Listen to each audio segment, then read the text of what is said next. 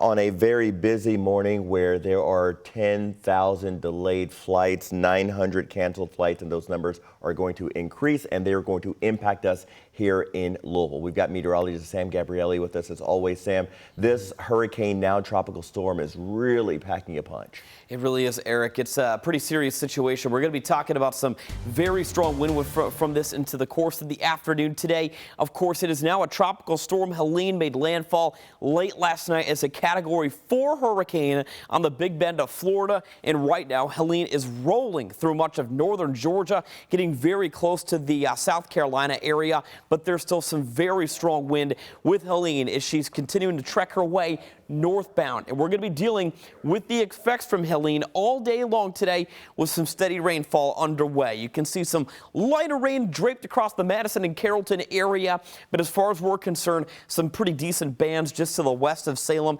and Paoli. And here in Louisville, rainfall affecting downtown. In fact, the east end of Jefferson County picking up some rain coming in from Spencer County pretty soon. This is all much needed rainfall, though. Keep in mind as you step out the door, our gardens desperately need that moisture, and we're going to be seeing it because the next couple of days, including throughout the course of the weekend, will be full of rain, to say the least. 3 to 5 inches of rainfall in the forecast along and south of Interstate 64. We'll be noticing about 1 to 2.5 inches along and north of Interstate 64 today all the way through the weekend. Because of that, we also have a high wind warning. This goes into effect through the remainder of the day today. It expires at 8 p.m. So quick heads up, if you do live in this dark yellow shaded area, that's where wind will be a very big problem into the course of the afternoon. We still have the flood watch encompassing many spots down to the south. So I want to key in on the potential for strong wind for the afternoon. Bring your attention to it. Some wind gusts could be as high as 35 to 45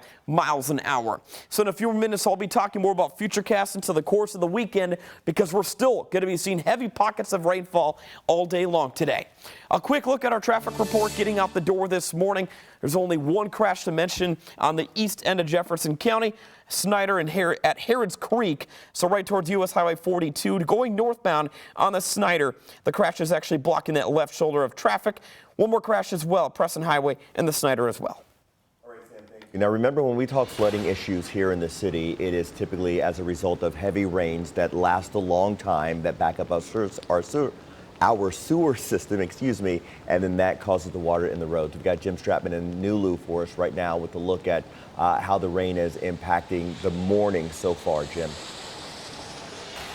Yeah, Eric, we're not seeing those flooding concerns as of right now, but that's because the rain is still fairly fresh, and we're not seeing those heavy downpours that we're almost used to at this point when we get a big storm that comes through here. It is a very steady rain.